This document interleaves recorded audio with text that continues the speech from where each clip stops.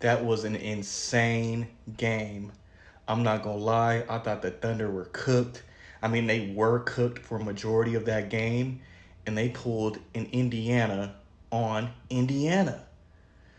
I mean, the Pacers have been the comeback kings. They've been, kings of the fourth quarter.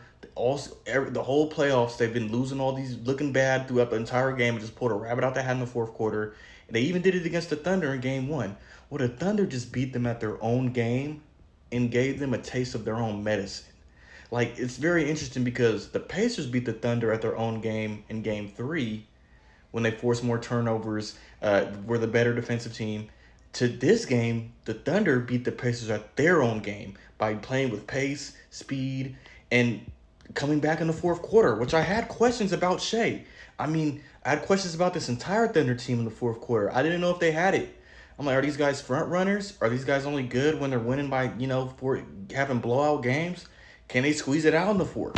I had questions about Shea in the fourth. He missed that game, that chance to win the game in game one this series, and he just hasn't been looking good none of these fourth quarters. Well, he proved me wrong. He started this fourth quarter off rough too. And I was like, yeah, Thunder are done, but they figured it out. J Dub, I had questions about him. He stepped up. Chet had questions about him. He played really good down the stretch, unlike last game. These guys are stepping up to the plate, man. The Thunder have really impressed me. That was a really impressive win. One thing about the Pacers I've noticed, they do whatever is required to win the game.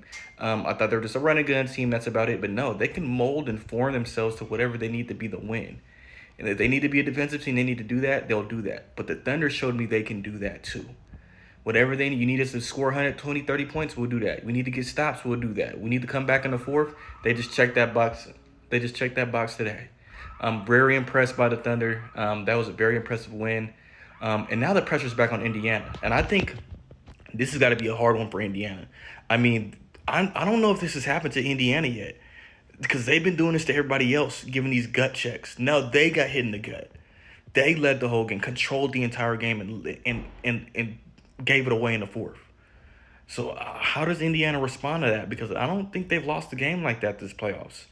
And they were at home. Like you seen it. They came out on fire. And I don't know if Indiana can play a much better game.